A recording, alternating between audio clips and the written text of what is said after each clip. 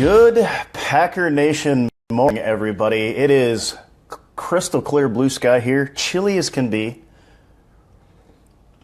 A little bit of snow on the ground, but I got hot tea, and we got some Packers to talk about today. It's Thursday, rolling into your weekend, guys, here real quick. Tomorrow is your day. You get to make your comments. You get to ask your questions. Sort of like an open mic. Jump on, let me know who you are, where you're coming at me from. We'll get a little Packer Nation roll call as we get started this Thursday morning talking about where the Packers are at. I mean, we're in that spot. Phil is here where actually, Jason, good morning. Ted Thompson tends to be more active after all the money is gone. Grayson is here after all the good players seem to be gone to some extent. And has this year, actually, Martellus Bennett, Lance Kendricks, Stacy is here, Amma,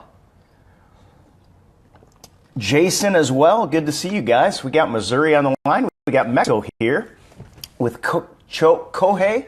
Not sure if I'm certainly not pronouncing that right. I apologize. Sean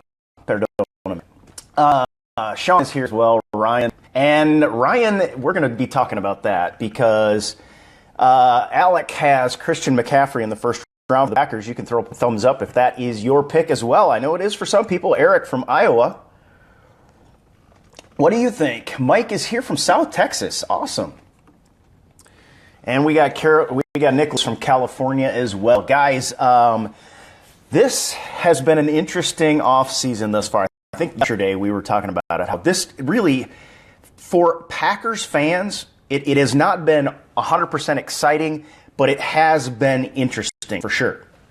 And we got Scotland on the line, and I didn't catch the name. If you throw it up again and I can see it, I will give you a shout out by name. I just missed it as it swung across the board. Yeah, Latavius Murray is off the board, guys, going to the Minnesota Vikings. What do you think that means?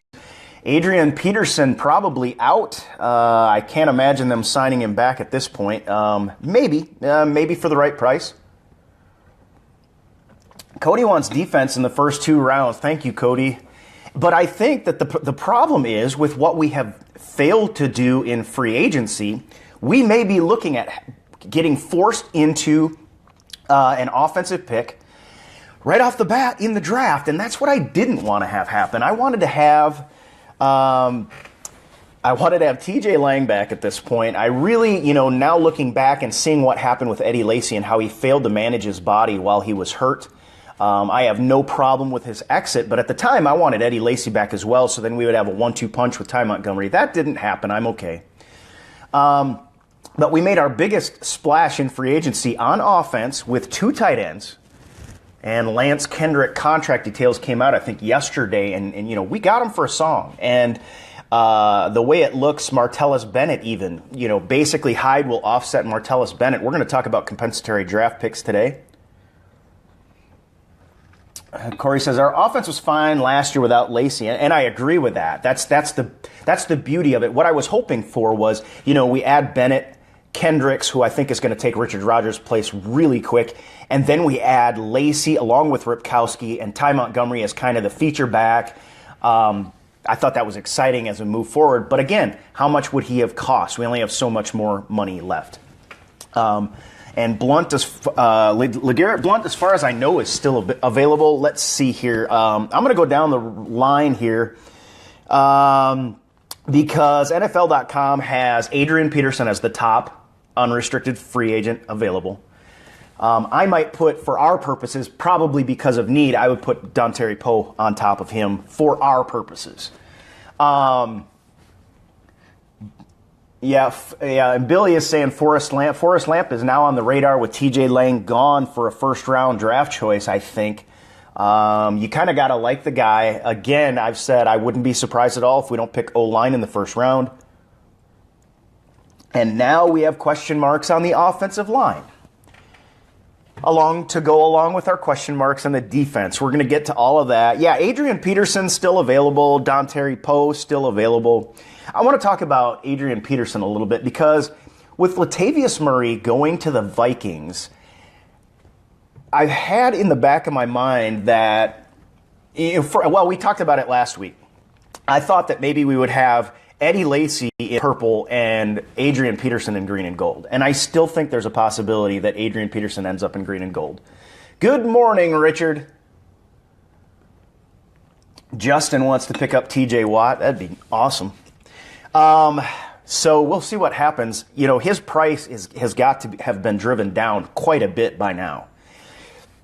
And he does not fit the mold of a Ted Thompson signing as far as, well, you know, that said, look at Charles Woodson. Charles Woodson had been injured. Nobody wanted Charles Woodson, but Charles Woodson was a future Hall of Famer. Compare that to Adrian Peterson. Nobody wants him. Everybody thinks he's washed up. And he spent a year off a couple years back, and he's been injured. So maybe he does fit the Ted Thompson mold. And again, let emoji me your thoughts, okay? Let's just step back for a second and emoji me your thoughts on this.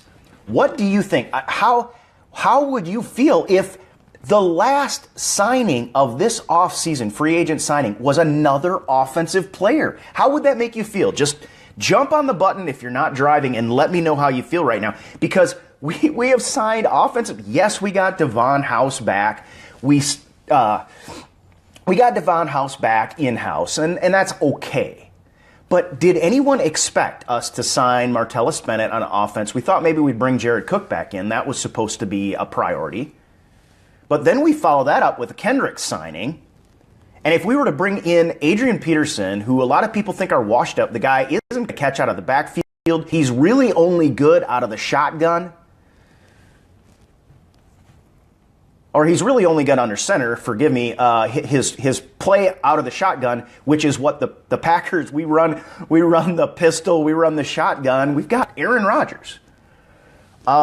It would be interesting, and I'm seeing some angry faces. I'm seeing some wows. I mean, this would be a surprise.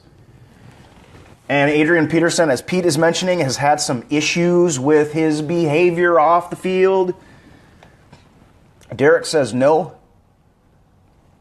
JB says he is our next signing, and I've got this weird feeling. My hope was that we would go out and do something up for the defense, because I'm looking at this defense, and we've seen exits. We brought J-Ron. I'll be honest, guys, and you guys can give me a thumbs up. Okay, let's just think this through on the defense. Now over to the defense. We'll see what happens with AD. But I'm actually more excited that J-Ron Elliott is going to get a chance to have more snaps than bringing in back Devon House, to be honest. J-Ron Elliott, at least from time to time, he flashed being a playmaker. Now, I don't know how good he is as an NFL player over and over, but he really never had a chance. Honestly, I am more excited, and you can give me a thumbs up, that J-Ron Elliott is going to have a chance to actually show that he can do something on a regular basis other than the preseason. It looks like a possibility.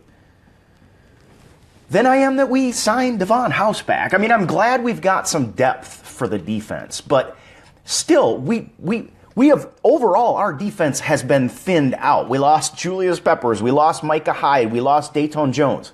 Now, Julius Peppers, I'm not, and let's go through these guys, because I don't think a lot of them are huge losses. Dayton Jones, he's going to the Vikings. It's probably a better fit for him because he's going to get more reps. But he, frankly, was a first-round bust. He never even flashed. I mean, he had some good plays from time to time, but first rounder, he was not. Julius Peppers, I think it was time. I think we got everything we could have gotten out of Julius Peppers. I think it was time. Now, Micah Hyde, not even sending an offer over to Micah Hyde. I have a problem with that. So there's a hole. I think there's a big hole with Micah Hyde. He had, 3 picks last year? And so we bring back House because basically he can't get a job elsewhere. I know this. I don't know this, but this is my feeling on it: is that that Devon House couldn't get a job anywhere. But he's a big body. He's slow, but he knows the defense. So I'm fine with that. But again, not a difference maker. I think the only difference maker, realistically, was Micah Hyde, and that's why the Bills were willing to pay him better money. And he was never going to have the responsibilities in our defense that he will have with the Bills. He's going to have it. He's going to have a chance to be a star up there. He's going to be on the field all the time. So our defense right now, even though the exits that we have, I don't think have been huge, but we haven't done really anything to fill the gaps. I mean, we had Perry last year, and really our pass rush disappeared for long periods of time. Our defensive backfield could not stop anybody. And when Hyde got on the field was when we actually seemed like we could stop somebody. I mean, Hyde went out there and got himself a job. Morning, Maurice. Donnie is here. He wants Dontari Poe. And that's number 2 on NFL.com's list. Kind of number 1 on mine, as you noticed. Even though, interior linemen, is that really what we needed? There are a lot of cornerbacks available, and we basically let them all go. And now here we are with what I see as basically a lesser defense than we left 2016 with. Now, does that anger some people? Go ahead and throw up the emoji if that angers a few people, because for crying out loud, our defense was the reason we could not go to the Super Bowl. And now we come in, and the free agency period, it's bubbled down to the dregs right now. This is the point where Ted Thompson actually is most active. So I wouldn't be surprised if we don't get a signing. But hardly any of these guys even excite me anymore. And now our defense is actually worse. And I don't think there's any argument against it. So the formula here, and this is where I really have the problem, our defense is worse. Now we have a defense-heavy draft, okay? So there's some good guys there. But we also lost Eddie Lacy, and we also lost TJ Lang. So now we have to commit draft choices to offensive linemen, which we probably needed to anyway, but it wasn't going to have to be as high around. And we need a running back as well, because we can't go in with Don Jackson and Ty Montgomery. I mean, Ty Montgomery is fine, but we can't just go in with Don Jackson, Ty Montgomery. This team is going to be another rookie-driven team. Because Devon House isn't bringing veteran leadership. That's what we talked about for the cornerback position. I mean, Devon House is a veteran, but he is no leader. He is not coming in and bringing veteran leadership. Micah Hyde brought veteran leadership. Julius Peppers brought veteran leadership. Devon House, yeah, he's a veteran. He's not a leader. So it gets under my craw that this defense looks worse than it did for 2016. And we've got holes on the offense now, and the only thing we're going to have left is the draft to fill all of these gaps. And there are only so many draft picks that you have, and beyond that, there are only so many draft choices that pan out at all. So what we're going to see is a shite ton of undrafted free agents come in and hope one of them shakes out. And they're all going to get thrown into the fire their first year and probably get hurt because they're going to be out of position. Their mind hasn't caught up with the game. And therefore their body, because their mind controls their body is going to end up out of position. And we're going to have a bunch of injuries again to a bunch of these guys. Or they survive their first year. We have hopes for their second year. And as second year players, they pull a Devontae Adams, a Ray Rollins, and here we go. Donnie, I say, my mom watches the show from time to time, so I try to keep it a little bit clean.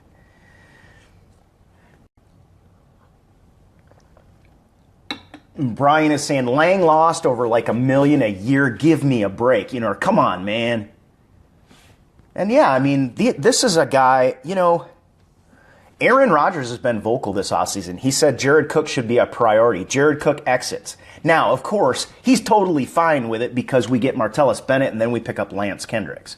But the other thing Aaron Rodgers said was TJ Lang deserves to be a lifelong Packer. Everybody thumbs up if you think, and I know it's kind of water under bridge. I'm going to let that issue pass because he's a Lion now. It's over with. But let's just give a thumbs up if you think that TJ Lang deserved to be a lifelong Packer, because I think he did.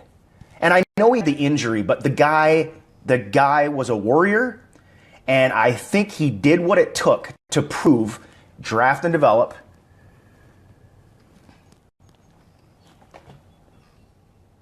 Lacrosse is here. Roger's on the line. Good to see you, buddy. Underneath the bluff up there on the Mississippi River. Beautiful area. I hope the bald eagles are flying above and the river passing below. I miss that. I'm going to try and get up there this summer if I can. Yeah, one thing is mentioned yesterday. We posted on this yesterday because Tom posted on my personal Facebook account. But did anybody see? Put up a okay. We need to take a break and have a little levity. I think. Did anybody else out there put up a laugh if you saw the compilation of food tweets by Eddie Lacy about I need to get some China food? The China food just cracked me up. I have to admit, somebody got on and was like, "You can't quit making fun of this." It was humor. We put hashtag NFL humor. And so if you got a kick out of that, and I know it's kind of sour grapes because Eddie Lacy moved on. I have no sour grapes. If he can make a way, I think the Packers are better off without him now. And honestly, I think Eddie Lacy made the right choice. He's going to be able to have a chance to be a feature back if he can get his weight under control. If he doesn't get his weight under control, he's going to lose like $385,000 at 275, Ronnie. But I laughed so hard. If you didn't check it out on the Facebook page, you'll have to scroll down. Yesterday was a very busy day, so we had a lot of posts. But yeah, I'm hungry. I need to go get some China food. I love that. I just thought that was so funny. And no knock on Eddie Lacy. It just, well, I mean, it kind of is a knock on Eddie Lacy. But the fact of the matter is, part of the reason stuff is funny is because it's true. I mean, this is so true. And somebody mentioned, if you see a really nice apartment in Chinatown in Seattle get picked up, you might want to check in to see who bought it. It might be Eddie Lacy. And I just got a kick out of that. Yeah, and there's a big hashtag. You guys throw it up if you want. Hashtag feast mode going around, which I also get a kick out of. And I don't care who gets pissed off at me, frankly, because if you can't relax on that, that's the time to relax. Hashtag feast mode. I wish Eddie Lacy well. I don't wish him well when they play the Packers. But I wish him well. I like the guy. Honestly, I don't think he was a great fit in Green Bay. And like I said, he was playing good ball. I mean, this guy was balling when he left. So I'm not saying he doesn't have the potential to be a really good player. We have health problems with the guy. He's got the medical issue now. He's now, you can't say he's not overweight now, because we now have seen him weighed in at almost 270 pounds. That's ridiculous. I liked how kind of lighthearted he was. He was sort of youngish, I mean, a young guy, but he also but at the same time, Green Bay is a fairly serious place. And Green Bay has Aaron Rodgers. We have Aaron Rodgers, Jordy Nelson, Randall Cobb, Devontae Adams. Now we've got Martellus Bennett. And I heard somebody say that Eddie Lacy was not a good pass catcher out of the backfield. And I would strongly disagree with that. Have you not seen Eddie Lacy catch the ball? Remember, I'm not going to name any names, but remember 2 years ago when his nickname in the locker room was Randy Moss? But at any rate, I think there's some skills he brought, even as a big guy, that were quite interesting as an NFL running back. But I just don't think the guy's going to... How is he going to come back at 270? And he can't even run yet. He's running in a pool. How is he going to lose that weight, number one, and get in shape? And then if he doesn't lose the weight, how much extra stress is that going to add to his already weak ankle? Bryce, we are talking about Eddie Lacy a little bit. Bryce, you may have seen as well the whole China food, the compilation of tweets where Eddie Lacy talks about his love of China food. And we're just having a little laugh because, there was no news yesterday. We're a little pissed off because the defense has taken a step back and we've got no answers right now. Gary says, I heard Eddie Lacy is good with chopsticks. And again, it's just for fun, but the guy, there's a lot of truth in it. And frankly, I'm going to sit here. I would sit down and eat China food with you, Eddie. Although if he ever saw the show, he'd be so pissed off at me, he'd probably just punch me in the face. But that's okay. Pretty much anybody who watched this show would at some point would be pissed off with me. And that's pretty much the case. I'm cool with that. It goes with the territory. So at any rate, yeah, and Tom was mentioning that a lot of that was college. This is tweets from forever ago. But it's one of those hindsight 2020 kind of compilations that I just got a kick out of. And how many college guys are not out there wanting to go to the Chinese buffet? I mean, come on, it's just typical. But when you use it in light of what has happened with the Green Bay Packers now he's got one of the biggest weight loss clauses in all of NFL history on his contract. It's just becomes hilarious. So, all right.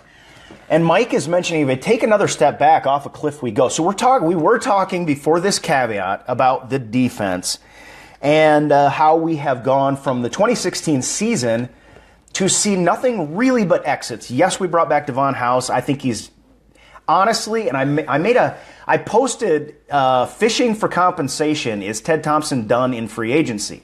Because right now we have more than enough free agent exits to get 4 compensatory picks next year, I think. I think we're going to get 4. Even if we sign another free agent, I think we'll still get 4. I did my best to sort that out. But for crying out loud, to look at a team that in 2016, the defense basically was our Achilles heel. I mean, there were times early in the season and during the Atlanta Falcons game where our offense struggled. But for crying out loud, you need to be able to call on your defense once in a while. And we weren't able to do that. And so here we are with a defense that is even worse. Scott is making a point now. I want to thank you for mentioning this name, Scott. I appreciate it. Because I want to re-poll Packer Nation.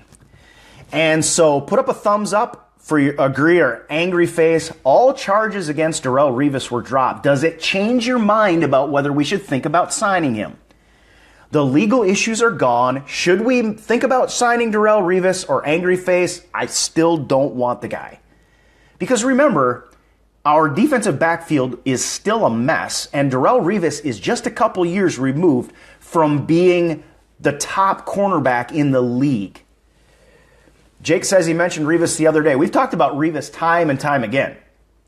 Y'all got to get on the show when it starts, man. There's so many people are coming in with stuff that we have. Okay, y'all got to get on the show when it starts and stay through the end, man. But yeah, I appreciate it. We've talked about Revis from time to time. Generally speaking, I think a lot of people are not interested. But now, the charges, all charges have been dropped. So if the legal issue is aside, do you still want to maybe think about Darrelle Revis, or is he just off your table? Cody says he brings veteran leadership. A lot of people think he's too slow. A lot of people think he's too old. Of course, those two things go together. Jerry, it's all good, man. Jay says grab him. He'll bring experience and leadership. And Chris says he's too old. Guys, I mean, and of course, Pete wants Connor Barwin, and I'm still wondering about him. But we'll talk about him next, I think. And honestly, let's see here.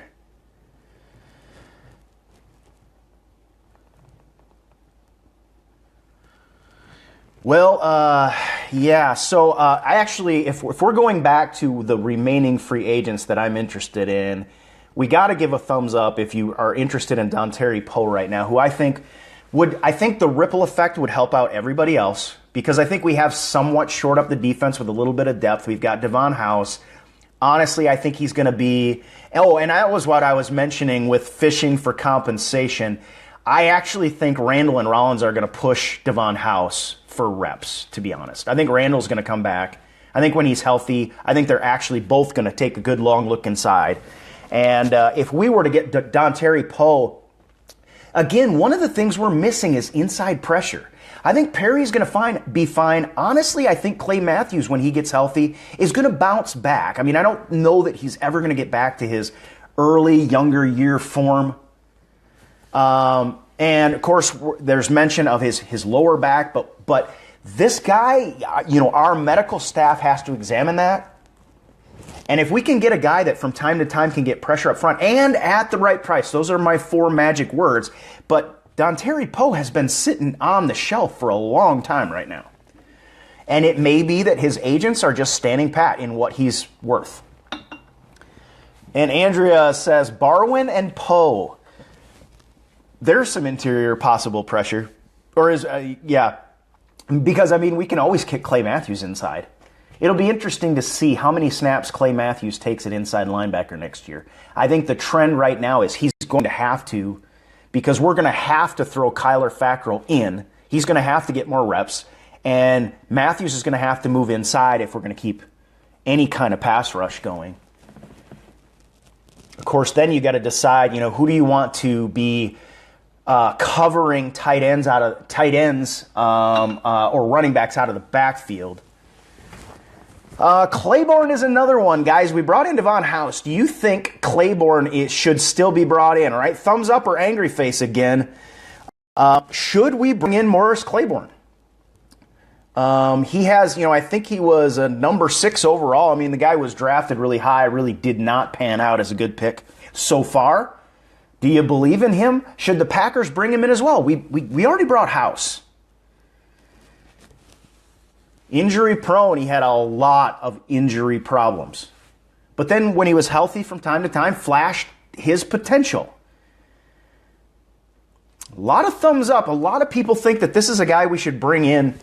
I think at this point, he, to some extent, and I'm not making the comparison that he's Charles Woodson, okay? But to some extent, he reminds me of the situation, almost like Adrian Peterson. I mean, the guy was injured too much. But he should be great, and he has played great from time to time. It seems like teams maybe think he's through. He's never going to reach his potential. This is the kind of guy that I think Ted Thompson definitely does take a long look at. And the reason being, he thinks he can save a lot of money on the guy. I wouldn't be surprised if Adrian Peterson isn't in green and gold, and Morris Claiborne is another one that I would not be surprised about. And if nothing else, would add some depth. But it would be interesting if we could actually have a guy like this pan out the way Charles Woodson did and reach his potential. He's no Charles Woodson. But if he reaches his potential, he could be a very good player. Wade says, Blunt, for crying out loud. Let's throw that one out there, Wade. Everybody emoji me your thoughts on LeGarrette Blunt. And again, this is another offensive signing that is probably the last free agent signing of the offseason. LeGarrette Blunt, thumbs up if you want him, angry face if you say no. I like the idea of a guy, a bruiser in the backfield, because Ty Montgomery is not so much of a bruiser. He's kind of a tweener. I mean, because he can bring the wood, he's fast, but he's also really shifty. At 220, he's not considered a bruiser. He's not considered your downhill bruising running back. LeGarrette Blunt fits that bill. This is kind of a mixed bag right now. Everybody jump on. Thumbs up if you want LeGarrette Blunt. Angry face if you don't, because this is dead even, I would say, right now. With the angry faces maybe taking a late lead, the people that don't want LeGarrette Blunt. And I'm sure part of the reason for that is it's another offensive signing. It's more money off the table, and it basically means we probably are not going to get our defense squared away. That's my biggest problem with the idea of LeGarrette Blunt. And now the thumbs up are coming across. Guys, Packer Nation is torn over this one, without a doubt. Because I think we all would love to see Aaron Rodgers have a downhill runner, and just think of the headaches that defenses would have. Let's go through the list now. Okay, because this was a great question. I appreciate it. LeGarrette Blunt is your bruiser. Aaron Ripkowski is a bruiser, is your fullback. Ty Montgomery is your feature back who can go out and play the slot at any time, can catch out of the backfield, and is very shifty, but also can lay the wood when he needs to. You've got Aaron Rodgers as your cornerback. Your tight ends now are Martellus Bennett and Lance Kendricks now. And in the receiver mix, you've got Jordy Nelson, Devontae Adams, Randall Cobb, and Geronimo Allison. I mean, for crying out loud, that is a headache and a handful. Troy, no, Starks isn't still in Green Bay. I mean, they released him, so he still is a possible bring back option. But boy, I hope we can do better than that. I sure hope we can do better than that, because I don't think anybody else has signed him. And Travis says should be signing only defense, which is pretty much where I'm at. It's hard not to get excited about a guy like LeGarrette Blount, but at the cost of our defense. Again, let me go back. Here's the thing. The offense only has so many series that they can score. We can score in a lot of ways already. We can continue to add to that. We're still only going to have the same number of series because our defense is never going to give extra series back to our offense. And if our defense fails, their offense is going to have as many series as we do. And here we are, basically in a battle for a tie at that point. Because if our defense gives up 35 a game and our offense scores 35 a game, it doesn't matter how many playmakers we have on offense.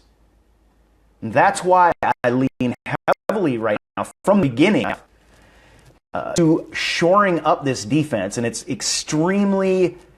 it gets under my craw that our defense is worse now coming off 2016 coming off 2016.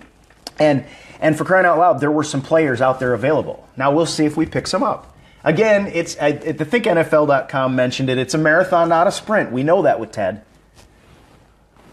Cody says, second worst secondary, only behind the Saints. And if you're in the neighborhood of the Saints, you have a problem. And I've got to be honest, Devon House is not the answer to the problem that the Packers defense has. Not in my humble opinion. But of course, I know nothing about football. So,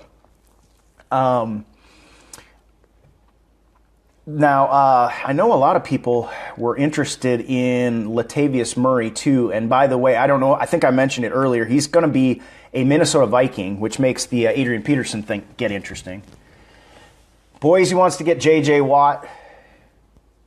Sign key free agents in defense and draft key offense. Yeah, I think we need to be defense heavy both. Justin talked about Revis. We polled just a minute ago. Y'all got to watch the whole show. House is a joke. Can't make it in Jacksonville. How do you bring him back to Green Bay? Says Matt. And it's kind of a hard truth, isn't it? I mean, and to me, it looked like the guy couldn't get a job, so we got him for a 1 year, as basically a filler. And I think filler is what we're going to get. And filler is not what we need. We needed one guy that could shut down a top wide receiver, and this defense would be transformed. We've got Ryan coming back off a good year. We've got Martinez coming back as a second-year player. We've got Clay Matthews if we need to kick him to the inside because Kyler Fackrell showed some things. If he can put on some weight and get a little stronger. Man. And yet, here we are. Paul says, dude, call Ted. Yeah. And here's the thing. I mean, I know and I tend to not be the super black and white guy on a lot of stuff because it's a lot more complicated than it seems. I understand this, but still, how can you look at only having the draft? And again, this is assuming Ted doesn't do anything else. I think this is the period of time when I expected Ted to do something, to bring in some defensive players. So I wouldn't be surprised, and I'm not speaking as if it's all over with. I'm just talking about the situation as it stands. Chris says, I want to fight Ted. I got a neighbor who's an MMA fighter. We'll see if we can get you guys in the octagon. Okay, Nathan, man, you just give me a holla. You'll have to get down to Tennessee, though, because the gym is over in Elizabethton. But I've had those days where you just want to throw down, right? And you guys feel it.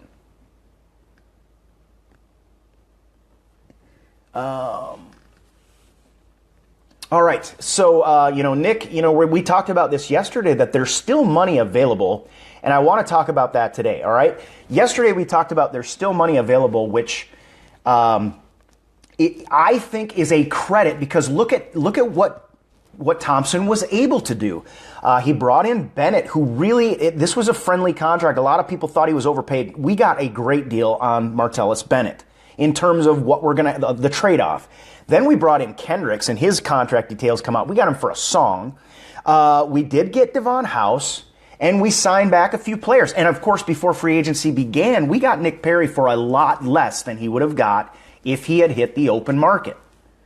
And that was a friendly contract as well, if you really look at it. So you've got to give some credit to Ted for doing what he was able to do and still having money on the table. You know, he started out with $43 million. It's hard not to. But here's the deal. I've said all along, my fear is that this $20 million number is what Ted wants to keep in the bank. And there is one reason I can, number one, he just always wants to keep some. I can see that, 8 or 10 or whatever.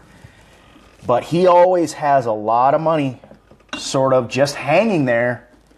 And I've had people say, there's no way $20 million is going to be available. Look, it's very close. I wouldn't be surprised. Double digits, I would almost bet on that we still have double digits available. I would expect we maybe sign one more kind of low-end, low-cost defensive free agent. But we'll see. It is a different year for Ted. There's no doubt about that. It's a different year. But at any rate, here's the thing. Is Ted banking this money for the guys he's got to sign next year? And I know that question was asked. Morgan Burnett, I think, is one of the biggest ones. But, the cap grows every year. I just wish we would go out and get a few guys on defense that can really help this team. And maybe Ted is not convinced that any of those guys out there can help the team. But I think there are a few of them that can.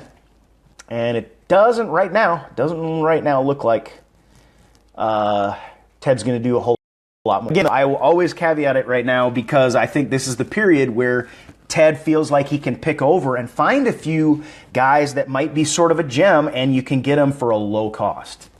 So this is definitely a different year for Ted. He signed Bennett and Kendricks early, and he got back Nick Perry before the free agency period.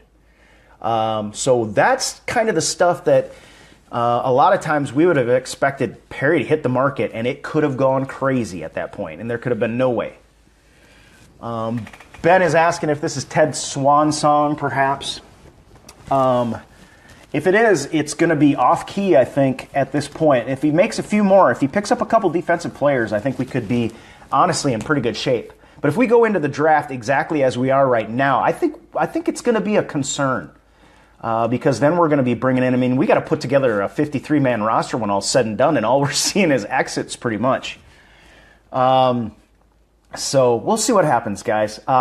So basically, we're kind of waiting, and we know this is the game you play with a Ted Thompson, with Ted Thompson as general manager. It's no surprise, but this is where we're at, and hopefully, I got a call coming through right through my Do Not Disturb. It's very interesting, and I don't think it pops up for you guys.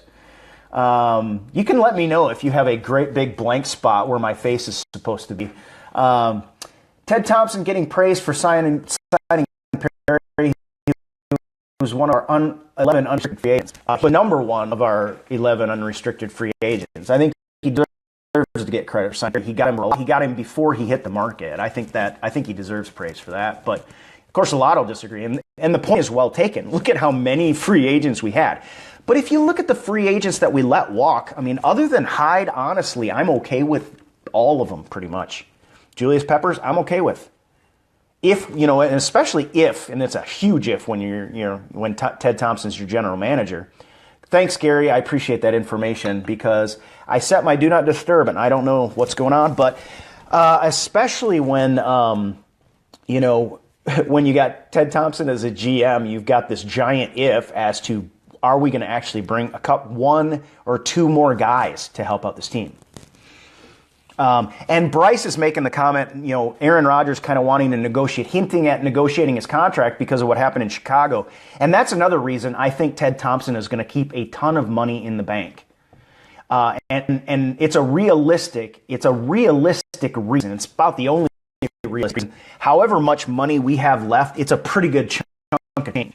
And at this point, everything's settled down. We're seeing, we saw Hightower sign back with the Patriots, which was no surprise. But this is a guy that Ted Thompson had the money to lure away. And you got guys like Butler that Ted Thompson is not going to give up for his first round tender. It's not going to happen as much as we'd love. And the reason being, in the back of his mind, Ted Thompson is thinking because Rodgers' contract isn't up till 2020.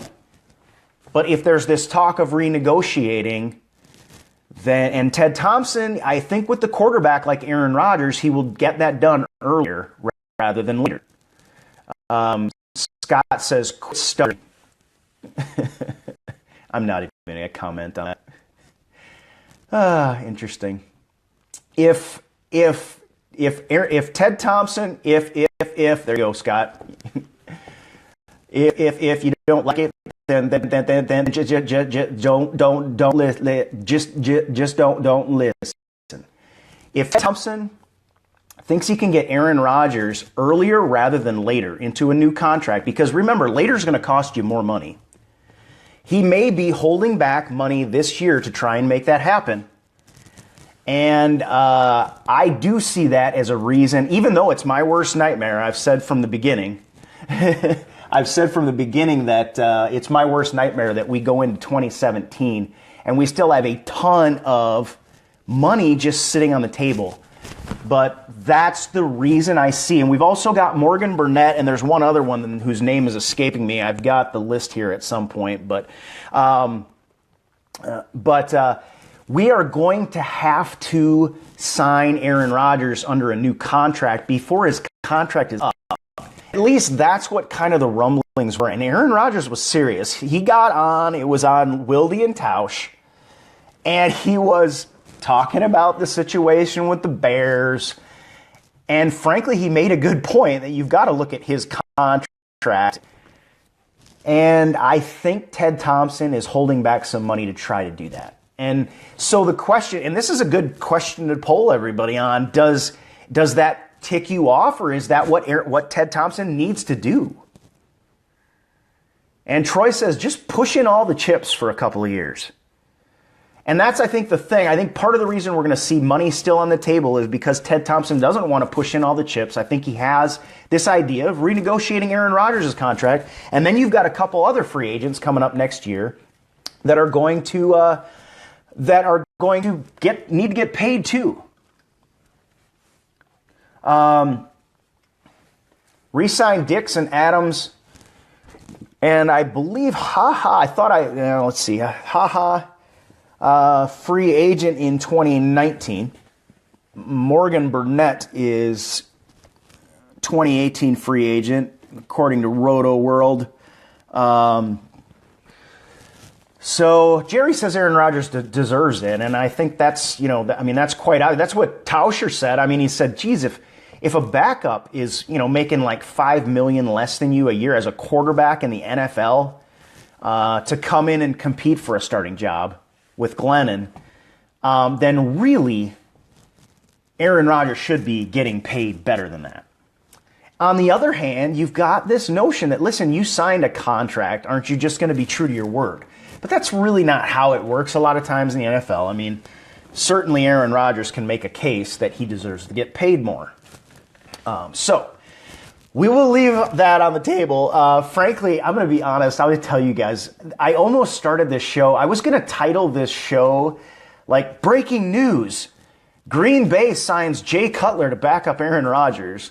And I don't know why that came to me, but I just think it's so funny that Cutler can't find a job after all these years. And then those poor Bears fans, I just have to laugh because somebody put a compilation of all the Jay Cutler interceptions thrown to Green Bay Packers over the years, and it was just a thing of beauty.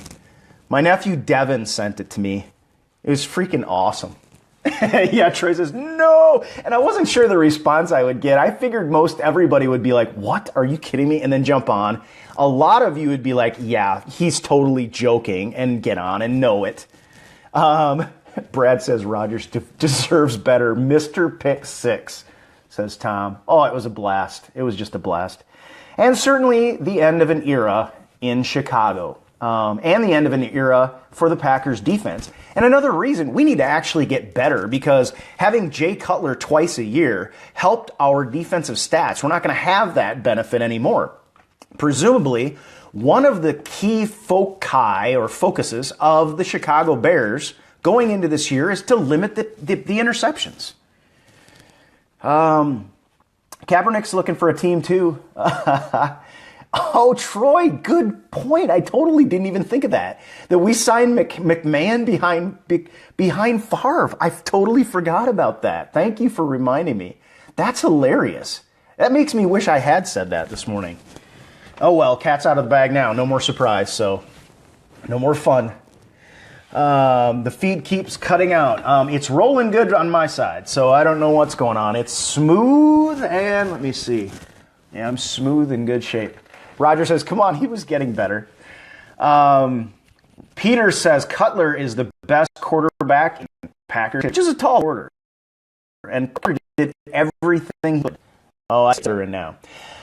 All right, guys. Well, that's about all I had to talk about today anyway. So with the feed stuttering, Bryce says it's smooth there. It's a herky-jerky kind of thing once in a while. But I'm going to let you go for today. Guys, it's Thursday, so tomorrow's Friday. Get your comments ready. We're just going to kind of roll through and try to have a conversation as best we can. You guys are my special guests, and you guys are the commenters, the call-ins. You guys make the show, frankly. And I'm going to try to get to as many of those comments as I can. Keep in mind, I do miss several. I only can see about 2 at a time, and they roll. You guys see, we get 800, 500 to 1,000, 500 comments a show. But I'm going to try to get to everybody I can. So I definitely want you to know I appreciate you watching so much, and I will see you tomorrow. Tomorrow is going to be a Friday, so it's going to be a happy day. Maybe we get something done. Love, peace, and bald grease. I love it, Bryce. That's awesome. All right, guys, you guys have a great day, and I will talk to you again tomorrow. Same pack time, same pack place. Go Pack. Packer Nation worldwide.